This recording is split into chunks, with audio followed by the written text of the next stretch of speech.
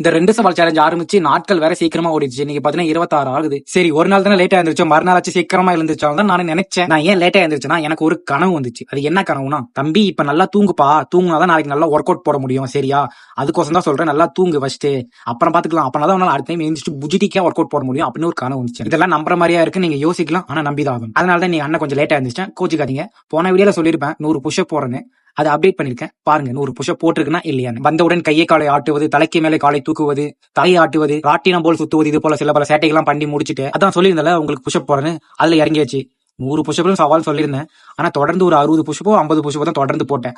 அதுக்கப்புறம் கன்யூஸா போட முடியல. அது விட்டு விட்டு தான் போட்டிருப்பேன். நீங்களே பார்த்து தெரிஞ்சுக்க. சரி, என்னவுமா எத்தனை புஷப் போட்டிருக்கேன்னு?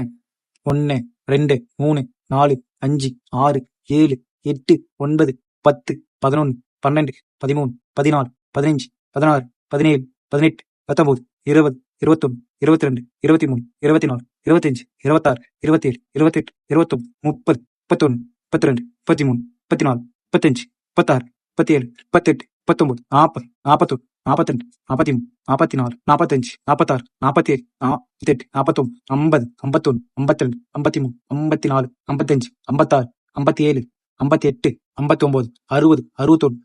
77 78 79 80 81 82 83 84 85 86 87 88 89 90 91 92 93 94 95. ஐயோ, 5 புஷப் பேரு கம்மியா போட்டிருக்கேனே.